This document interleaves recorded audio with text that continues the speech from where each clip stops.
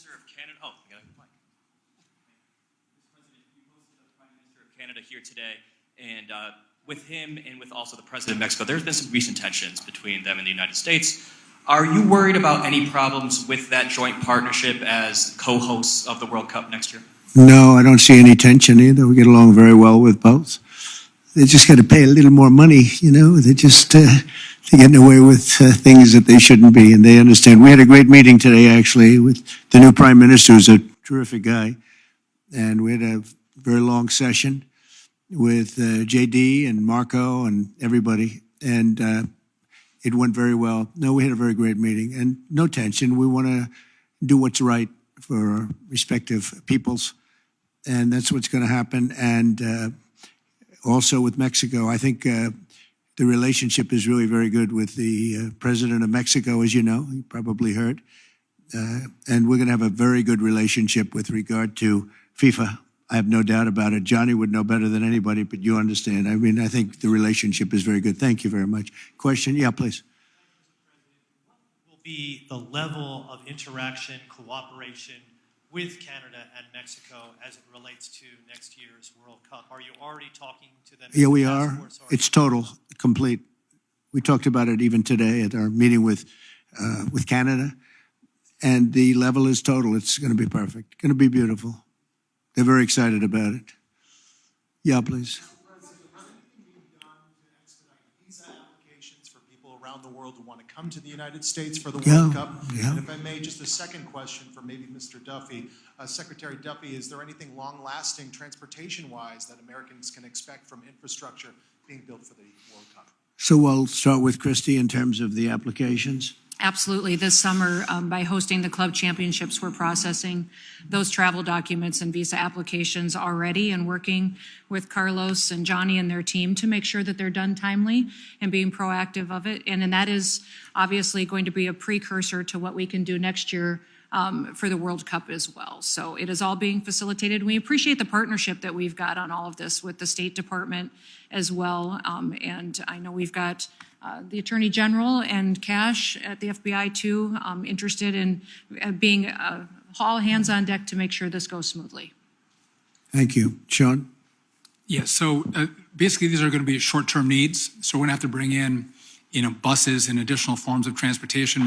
Miami doesn't have the capacity with their transit system to carry all of the people who are going to go from hotels and restaurants to stadiums and the fan center. So we're going to have to manage those assets, bring them in from around the country to move people, but they won't be needed there long term.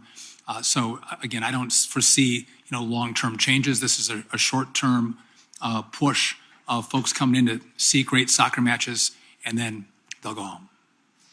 Okay. Yeah, please.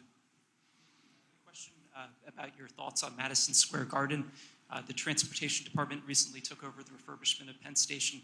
And I was wondering if you have an opinion on the proposal to move Madison Square Garden to allow for a more classical train station to be built above. To move it? To move it, yes. That was thought of years. Jim Dolan's going to have something to say about that. And I've not heard of any recent plans. They tried to do that for years. They've tried to move it. But I think Jim probably likes his location sitting on top of all the trains. I can't blame him necessarily. There's not too much of a move. They are going to do something with Penn Station. We'll be involved in that. We'll work with the governor, and we'll be involved with that very much. Okay? Thank you. Yeah, please, go ahead. Have asked for more than $600 million in federal funding for security. Do you support that? And perhaps Secretary Noem can weigh in. On security? Yeah. Yeah, I support really whatever that takes. And any money that's spent will make up many-fold in terms of all of the economic development. These events, especially what we're talking, and you have FIFA and then you have the Olympics. And these events, if properly done, make a tremendous amount of money. And prestige. I think it's a great allure and prestige for our country and for the cities where they are. It's going to be amazing, yeah, but we won't hold back at all on security, most importantly. Okay, thank you. Yeah, please.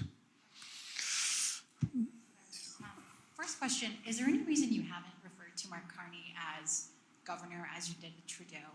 And the second question, you said earlier that you don't have to signing trade deals, of course. Is there any country you expect to sign a trade deal with this week, as Secretary Bessent has indicated? Well, we're looking at a lot of them. We're talking to a lot of them right now.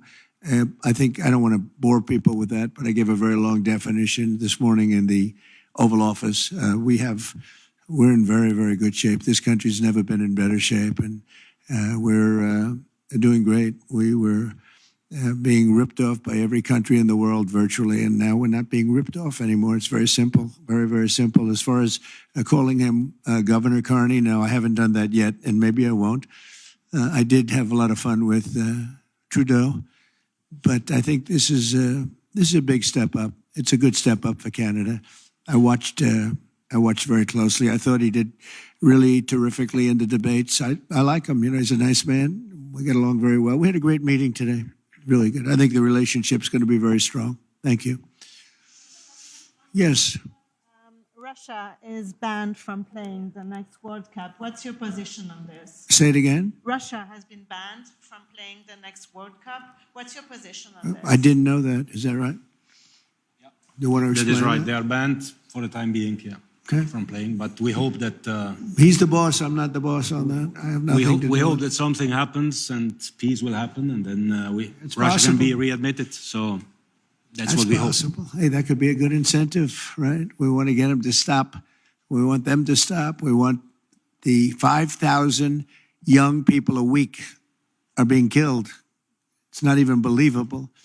The Russian soldiers and the Ukrainian soldiers mostly. Also people in towns every 2 weeks. Horrible things going on over there. So we're gonna get that war stopped. Okay. When you were talking about all of the events that will be happening here in the U.S. over the next few years, you mentioned the G7 and you said it used to be called the G8. Yeah. As the host country, you can actually invite Russia to the G7 plus one. What's your thinking on that right now, Mr. Well, President? Russia used to be a member of what was called then the G8. And I don't think I was really in politics at that point, but I know that President Obama didn't like it. And they voted Russia out. And I say if they didn't vote Russia out, which I thought was a very foolish decision because it's a group of people sitting around a table. I've done it many times with them. And you get to know them. And I say that if it was the G8, if Russia were in it, I think you probably wouldn't have this ridiculous, deadly war going on right now. I thought it was a very bad decision. It was headed by Trudeau, by the way, and Obama. They were the ones that really fought hard to get Russia out. I think if Russia were in, you wouldn't be. They threw them out. And because of that, maybe millions of people are dying. Millions, millions. The numbers are far greater than you think, but millions of people are dying.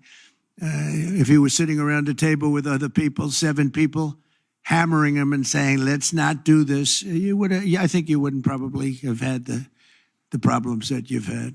So would you make a push, Mr. President, to get Russia back into this group? No, I think it's not good timing now. No, right now it's we missed that gate, didn't we? Huh? We missed that gate with another great decision by some people that shouldn't have been making decisions. Yes, go ahead. Mr. President, should people who have taken part in, for example, pro-Palestinian protests across the world be concerned about being able to join the World Cup and watching here in the U.S.? Well, I don't know what you mean by that, but people that have taken part in protests, I think people are allowed to protest. You have to do it in a reasonable manner, not necessarily friendly, but reasonable. Otherwise, Pam will come after you and you're going to have a big problem. You're going to have a big problem, right, Pam? She's doing a good job, too. Well, my whole team here is doing a fantastic job. We're very proud of them. So, yeah, you have a right to protest. Yeah, thank you.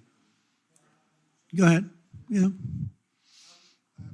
Do you support Israel's plan to conquer Gaza if Hamas doesn't agree to a deal during your visit to the Middle East? These are very strange questions, aren't they? I never like when they read them off a machine. I don't know. Who's sending the question to you? And let's not talk about that now. We're talking about the World Cup. Go ahead. What else? Anything else? I think we're pretty well set. I want to thank everybody, and we're going to make this tremendously successful. And You can see Johnny's a very enthusiastic man. He's got great enthusiasm, and that's one of the reasons that you've had such success over the last number of years that you've been there. Amazing. He's like somebody that just woke up on Christmas morning as a young child and saw those toys under the tree, and that enthusiasm really plays very well, I have to say. And you've done a fantastic job as the head, and we're gonna do what we have to do. And thank you very much. Thank you, everybody, very much. Appreciate it.